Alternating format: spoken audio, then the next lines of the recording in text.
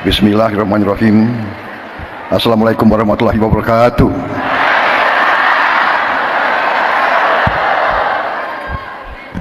Bapak-bapak, ibu-ibu sekalian, para hadirin yang saya hormati, sebagai insan yang bertakwa, marilah kita tidak henti-hentinya memanjatkan puji syukur kehadirat Allah Subhanahu wa taala. Hanya kepadanya lah kita berdoa dan hanya kepadanya lah kita meminta pertolongan. Kita masih diberi kesehatan, bisa hadir bertatap muka menghadiri acara yang mulia ini, yaitu hari kelahiran Nahdlatul Ulama yang 102.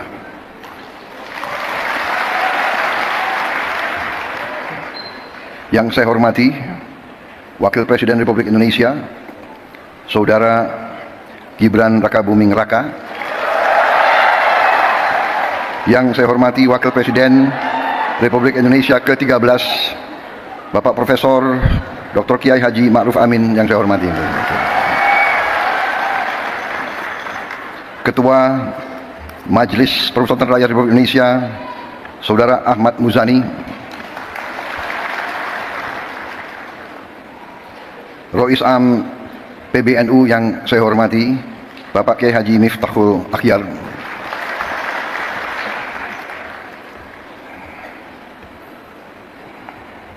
Ada sedikit cerita hubungan batin saya, hubungan emosional, karena beliau adalah orang yang terakhir saya jumpai sebelum pemilihan presiden bulan Februari yang lalu. Beliau saya datang dan saya minta doa, alhamdulillah besoknya lancar.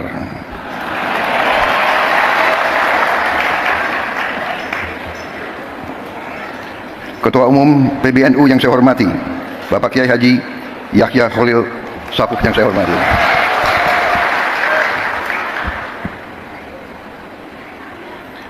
Wakil Rois Am PBNU sekaligus Ketua Majelis Ulama Indonesia Bapak Kiai Haji Anwar Iskandar yang saya hormati dan saya muliakan.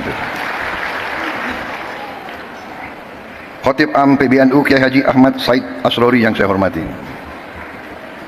Sekjen PBNU sekaligus Menteri Sosial Kabinet Merah Putih Saudara Saifullah Yusuf, lebih dikenal Gus Ipul. Menteri Agama Republik Indonesia Bapak Profesor Dr. Kiai Haji Nasaruddin Umar.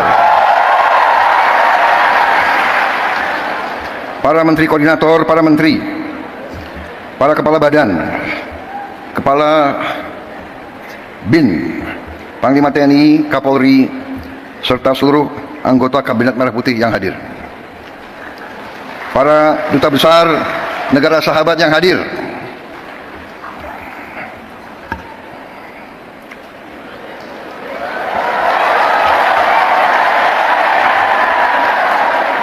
Dari Uni Eropa, dari Turki, dari Ukraina, dari Austria, dari Sudan, Tunisia, Maroko, Persatuan Emirat Arab, Oman, Qatar, Pakistan, Malaysia, Filipina, Thailand, Amerika, dan Palestina.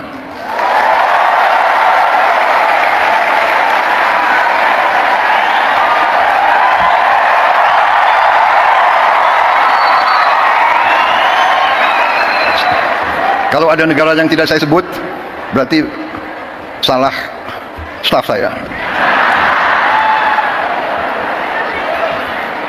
Minta maaf.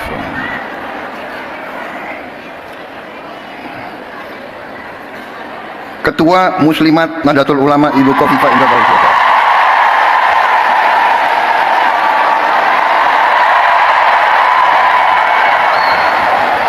Di mana ya berdiri mereka ini?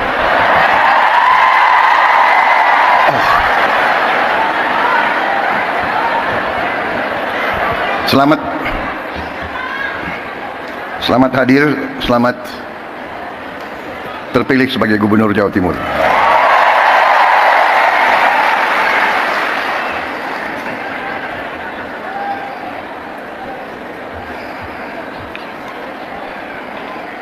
Perwakilan tokoh agama yang hadir dari Muhammadiyah, Fatayat, Muslimat,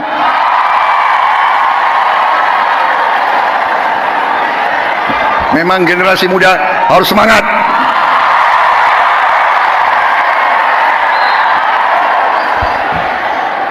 Perwakilan dari PGI, dari KWI, Hindu Dharma, Walubi, serta tokoh-tokoh lain yang tidak dapat saya sebutkan satu persatu. Hadir dari Ikatan Putra-Putri NU, Gerakan Pemuda Ansor,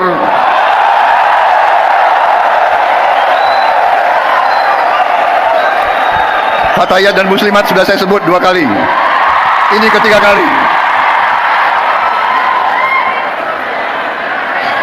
Saudara-saudara sekalian, bapak-bapak, ibu-ibu sekalian, saya ingin mengucapkan terima kasih atas kehormatan yang besar diberikan kepada saya untuk bisa hadir di tengah-tengah saudara-saudara dalam peringatan hari lahir NU yang ke-102.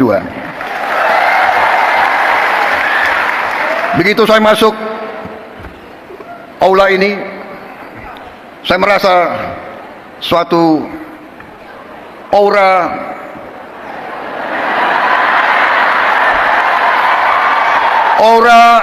kesejukan, aura kekeluargaan, aura niat baik, aura suasana batin yang penuh perdamaian. Saya merasa nyaman di tengah-tengah saudara-saudara sekalian. Saya merasa nyaman dan aman. Sepertinya saya kalau masuk ke sini saya dapat energi baru. Saya dapat kekuatan baru. Sepertinya setelah hadir di sini saya tambah berani.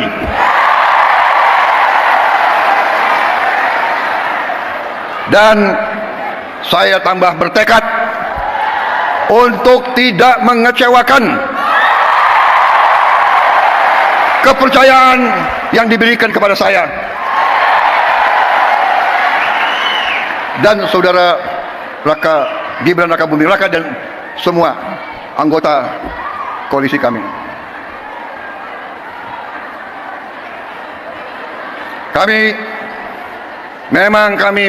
Memang saya pun punya ketakutan. Saya takut mengecewakan rakyat saya.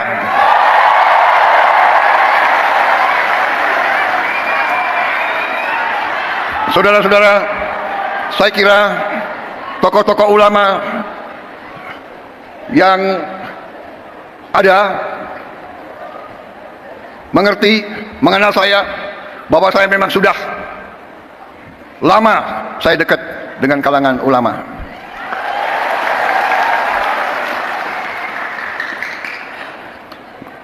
Dan saya sering cerita kenapa saya dekat sekali sama ulama, karena saya ini mantan prajurit, mantan tentara. Tentara selalu dekat sama ulama. Kenapa?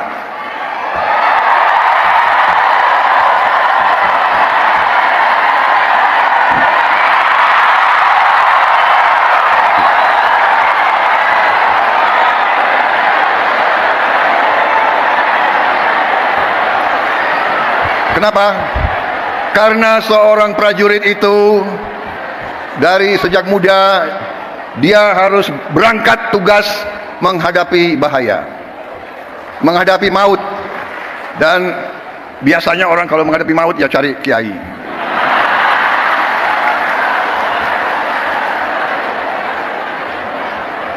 Jadi saya cari kiai ya dari Buddha, ya. Jadi terima kasih atas nama pribadi dan atas nama pemerintah Republik Indonesia. Sekali lagi selamat kepada NU. NU punya jasa besar terhadap lahirnya bangsa Indonesia. Perjuangan kemerdekaan berpusat di pesantren-pesantren. Saudara-saudara sekalian, Nahdlatul Ulama di saat-saat krisis,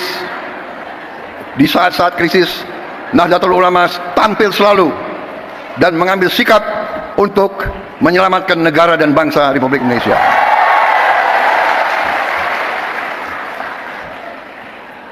Proklamasi kemerdekaan Republik Indonesia diproklamasikan di Jakarta. Tetapi kemerdekaan Indonesia diuji di Surabaya, diuji di Jawa Timur, dan dalam pertempuran 10 November disitulah munculnya para ulama sebagai pejuang, perintis, dan pemimpin dalam membela kemerdekaan Republik Indonesia. Proklamasi lahir di Jakarta. Ujian terhadap proklamasi tersebut diuji di banyak tempat, yang paling besar antaranya di Surabaya. Karena itu saya kira pantas bahwa tekad dari pemimpin-pemimpin saudara-saudara untuk menjaga warisan ini, dan saya sampaikan penghormatan saya bahwa para pimpinan NU dari masa ke masa konsekuen terus dalam menjaga bahwa Nahdlatul Ulama merupakan organisasi besar, rumah besar para ulama, para pemuka Islam yang memperjuangkan Islam yang damai, Islam yang sejuk, Islam yang rahmatan lil alamin.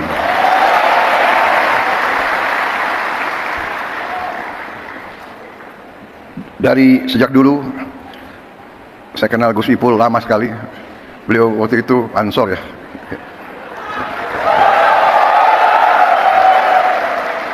Dan dari dulu saya merasakan tekad NU, keberpihakan NU, komitmen NU untuk mempertahankan NKRI, untuk menjadi barisan terdepan pembela tanah air.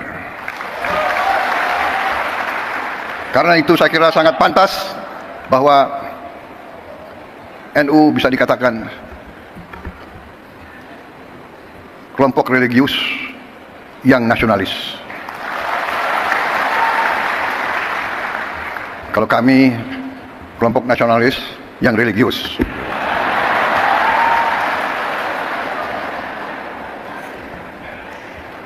Ini sebetulnya sudah disiapkan sambutan yang cukup panjang.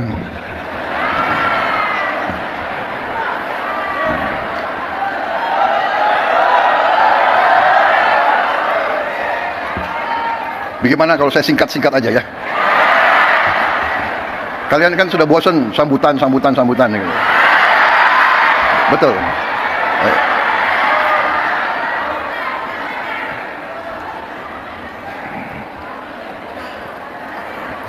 Hari ini saya hadir di tengah suasana hijau.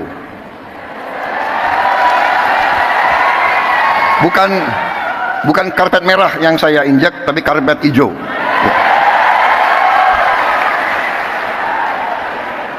Lampunya pun hijau. Ya.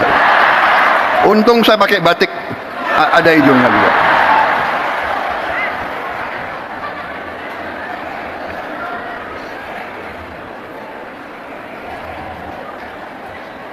Saudara-saudara, kalau kita lihat dalam sejarah kita, ini saya diberi catatan bahwa pahlawan nasional kita 13 orang dari Nahdlatul Ulama. Insya Allah akan tambah tahun ini. Kita perjuangkan, ya, mudah-mudahan bisa diterima. Saya tidak tahu siapa Menteri Sosial, siapa yang menentukan pahlawan nasional. Bukan Menteri Sosial. Tapi kalau saudara nggak ajukan ya saya nggak bisa.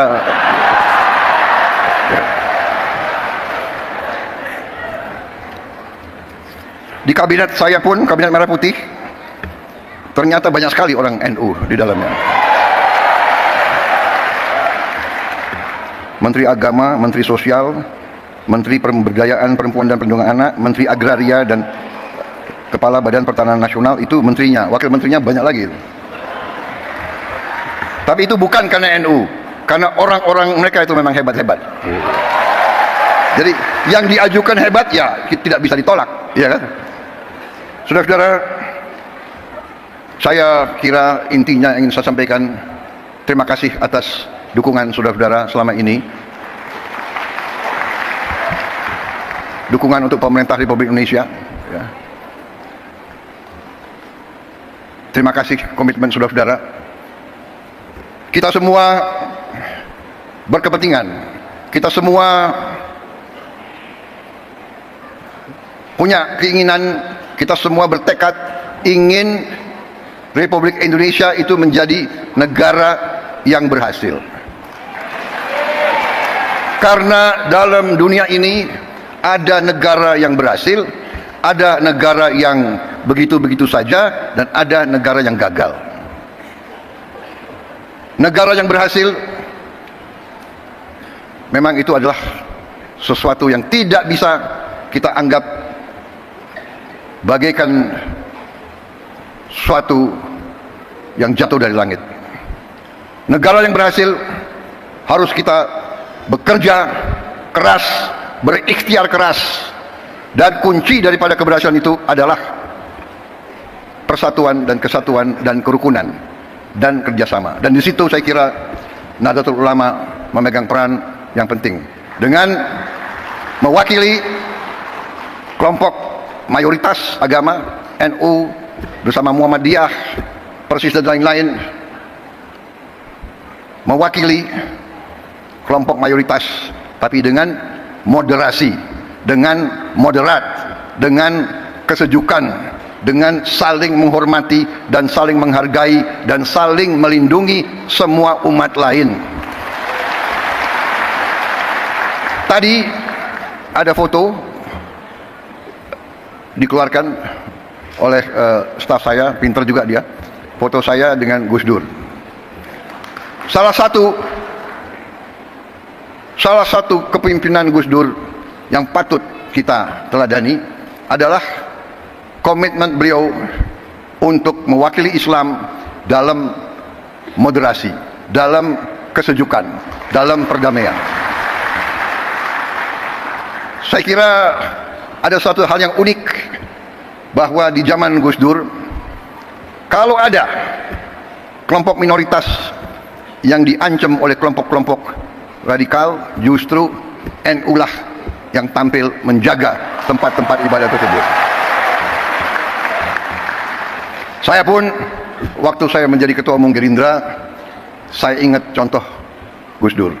Waktu ada peristiwa beberapa gereja, beberapa vihara diancam mau dibom, saya pun perintahkan Gerindra untuk menjaga gereja-gereja dan vihara-vihara tersebut. Ini artinya, saudara-saudara, kepemimpinan, keteladanan. Pemimpin harus berani memberi contoh, walaupun mungkin tidak populer. Pada saat itu Gus Dur mungkin kurang populer dengan banyak orang karena beliau berani.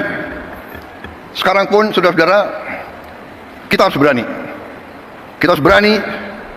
Saya ajak semua rekan-rekan saya dalam pemerintahan, dalam kabinet Merah Putih, saya mengajak mereka, kita harus berani mengoreksi diri, berani membangun suatu pemerintahan ke depan yang bersih, pemerintah yang bebas dari penyelewengan dan dari korupsi.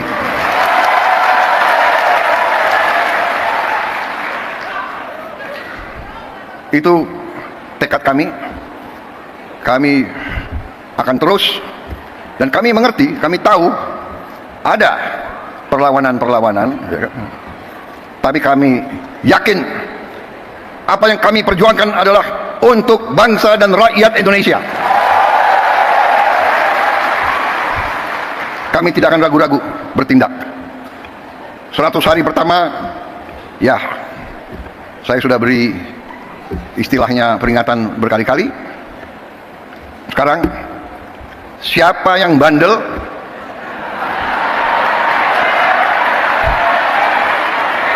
siapa yang dablek, siapa yang tidak mau ikut dengan aliran besar ini, dengan tuntutan rakyat, pemerintah yang bersih, siapa yang tidak patuh, saya akan tindak.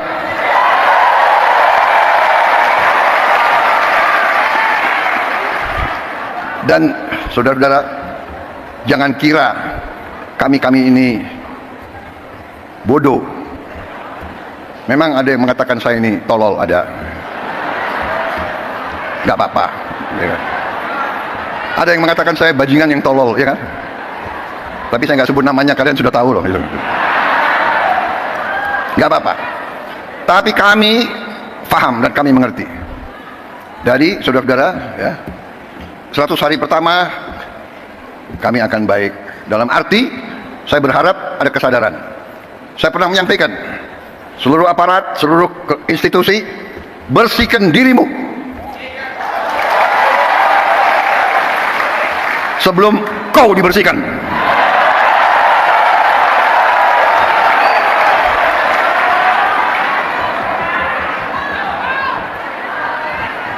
Dan saya ingatkan semua aparat, kesetiaanmu adalah kepada bangsa negara dan rakyat Indonesia. Kalau kau tidak setia kepada rakyat Indonesia, kalau kau menghalangi kebijakan-kebijakan yang untuk membantu rakyat Indonesia, saya akan tindak, saudara-saudara sekalian.